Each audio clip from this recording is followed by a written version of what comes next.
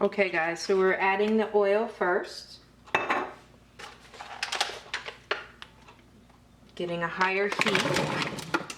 You need a higher heat to cook this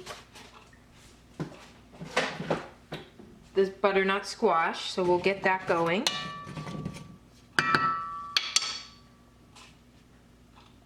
We'll add our onions.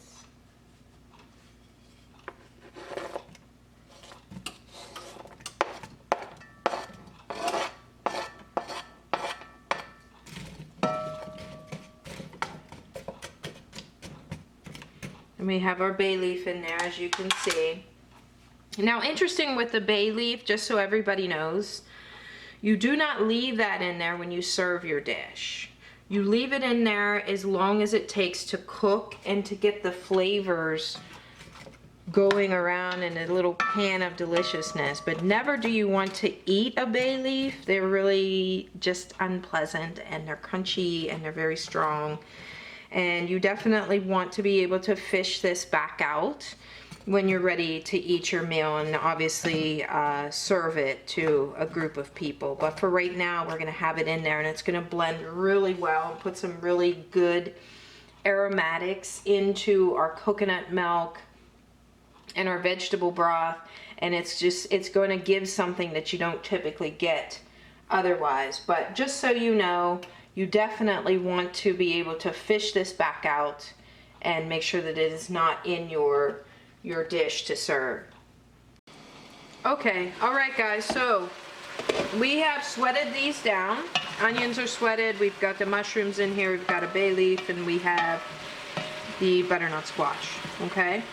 So we're going to keep layering this with flavor. We've got some tomato. And tomatoes can be kind of delicate while you're cooking, so you don't want to put them in and toss them around too much and beat them up too much. So that's why I always wait just a little bit. But you're starting to see these cook off, and you're starting to see some of the juices come out of things. And this is the point where we're just going to continue to add to the layers of flavor that we have. Here I've got the lentils, and lentils are wonderful, earthy meat substitute for those that really don't like to eat meat. Very, very good for you, obviously full of fiber and B vitamins. So something that if you're not eating meat, you definitely want to substitute into your diet. These are pre-cooked, I know, as I mentioned before, so really this is just a matter of heating the lentils up and just warming them up within the stew. I also have some organic veggie broth we're going to add as a bit of a base here to give it just that vegetable flavor. We're adding right now, we're just layering these vegetable textures that are in there. If you're a big veggie lover like myself,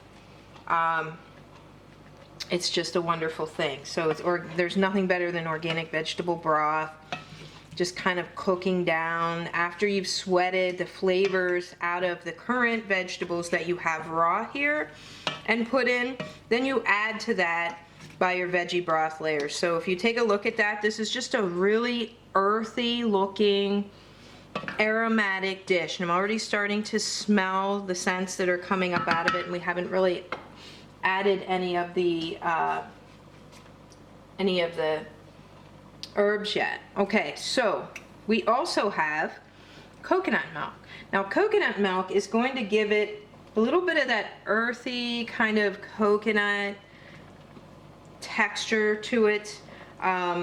It gives it a nice thick base to your soup so that it's not a super watery soup. Honestly, we could stop right here and finish adding the rest of our bases if you're not into coconut, and it would be totally fine. As you can see, we've got a lot going on here, and we've got beautiful, beautiful colors coming out of these vegetables prior to adding the turmeric. However, if you want to go ahead and add your coconut milk, it will definitely thicken things up.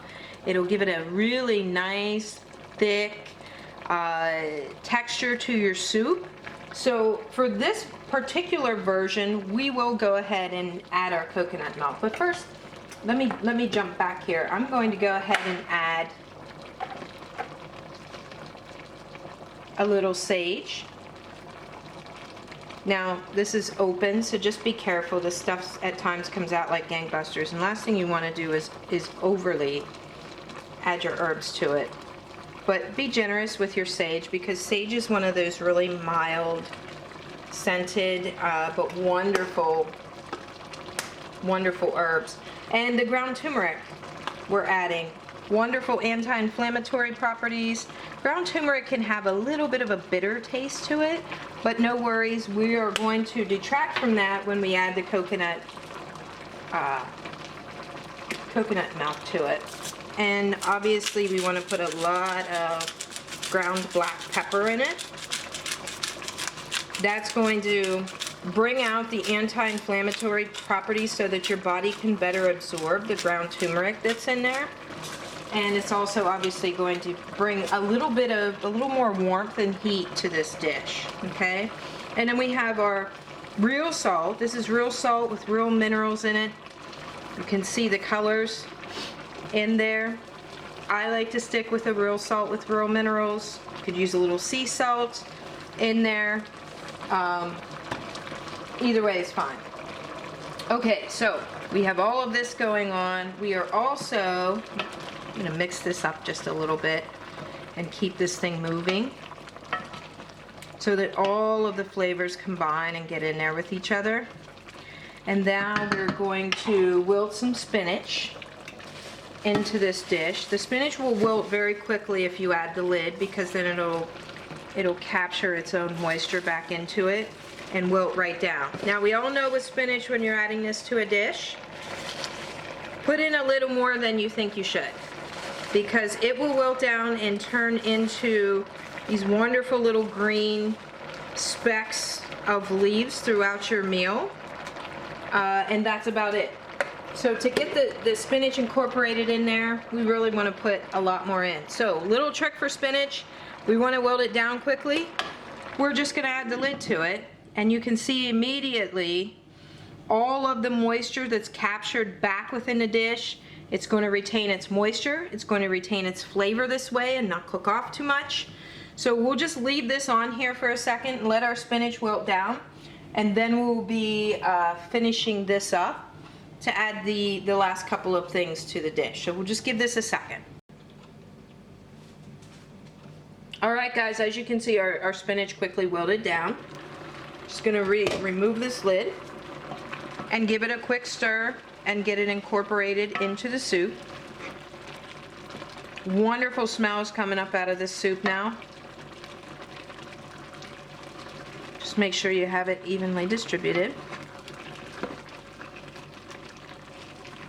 Okay, so as I mentioned a bit ago, we could stop right here and this would be a perfectly wonderfully flavored, earthy, textural soup that you could easily be satisfied with and stop right there if you're just into the veggie part of things. But I will continue to add just a few more things. Here we have our coconut milk, which I'm going to add, just the whole can. Just want to put that in there. And because of the temperature, it's simmered right down and calmed down. Now you see with the coconut milk, you really just get this really beautiful kind of amber look that's mixed in with all of the vegetables. And I like the flavor of the coconut, which is always very well complemented with orange type vegetables as the butternut squashes and the green, and we've got the turmeric in here, so you've got some wonderful amber types of dishes, and it turns it in, it gives it a little bit of an Indian dish flair with using the turmeric, the black pepper, and the coconut milk. So personally, if you continue to cook this down, it's going to get less and less soupy, and it's going to get more and more just kind of heavy, textural. Or you could keep it on the soupy side and continue to add vegetable broth. Like really, there is no right or wrong with this. It's all a matter of preference in what you like. So I always like to say cooking has a gazillion options, and it's only limited by our own lack of creativity. So that's the wonderful thing about cooking and vegetarian and vegan ways is just do what you feel, do what you like. So if you don't like coconut, don't put that in there, and you'll have yourself a nice vegetable stew. And if you like the coconut and you want to continue to cook this on low and just go all afternoon, it's going to turn into more of a stew than a soup based. And right now its current state is more of a soup base. Okay, so it's all a matter of what you like and how you like to eat it. So by all means, do your thing. Okay, the last thing I have is the shirataki mushroom noodles. And to be honest, guys, you honestly cannot tell the difference in these. There is one thing I'm going to do with these noodles though, and when I get them, they are typically very, very long in the container, which is a little, just not something that I like, is sucking noodles up and taking a long time to do it. I like my noodles that are cut and a little bit shorter. So because of that, I'm just going to give these a quick cut and just get the noodles smaller within the soup. It'll be more manageable to eat. Trust me, you will thank yourself later when you're not trying to suck up a spaghetti noodle. Okay? So again, these are shirataki mushroom based noodles. No carbs in these other than what you would find in a mushroom. So we're going to add these throughout this, and again, another layer of texture. I like noodles in my soup. If you don't, no worries, just don't put them in. But if you do, I like a nice heavy soup with a lot of different components in it, and for me this is the combination, and this is the winner. But do what you feel. Okay, so with that being said, I will put a pinch more salt across the top, which I always like to do when I'm finishing off a dish, and then I have it on low. I will go ahead and cook this down for a few minutes, and then the last step is going to be to split off into the meat lovers dish, and I will take some of this soup and then add it to this dish, and then I will complement it with some pieces of meat for those in your house that may like meat, which is really cool because I think you can always start, if you're making a meal for people within your home that are vegetarian, vegan, and meat lovers, you can really just start with a vegan base, right? Make your vegan meal and then have additional pots where you can continue to add layers. So if you wanted to do something that was dairy based, then you could add that on for the vegetarian people in the house that happen to love cheese and dairy based products.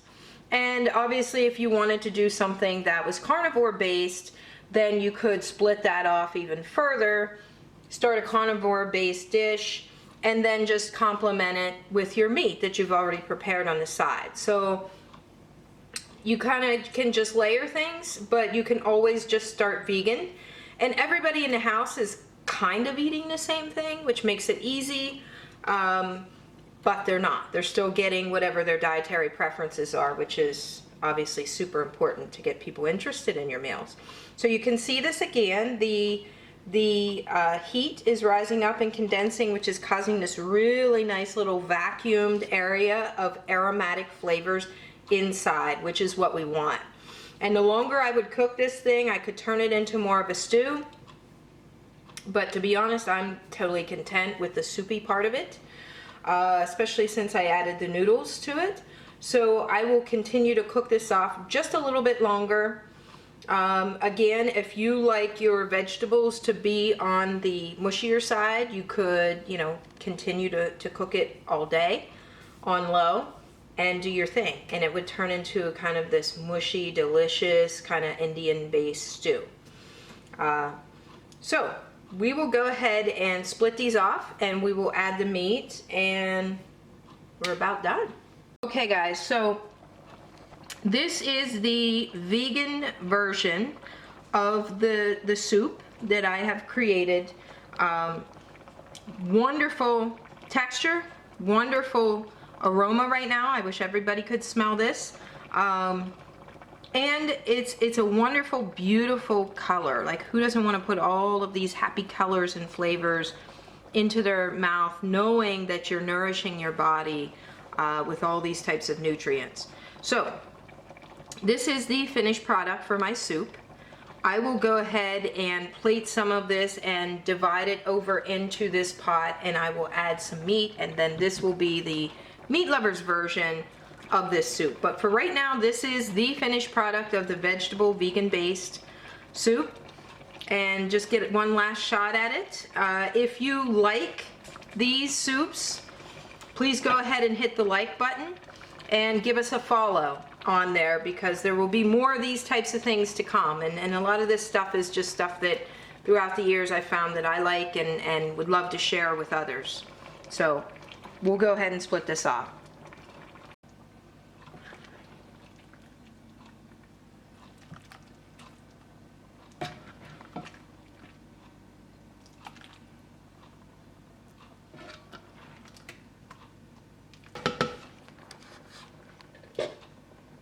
Hi guys, we're back. So I have split some of this off into the meat lovers soup. As you can see, we have our same soup base there. For the meat lovers, we have a variety. It's a little seafood and bacon to it. You can put absolutely any meat that you would want into this soup. So these were just some leftover things that I had from the last yesterday of cooking within the house. So we're just going to go ahead and we're going to add bacon, and we're going to add some shrimp and some salmon to this. Okay, so you can stir this around, and you can go ahead and get a really good looking meat lovers version.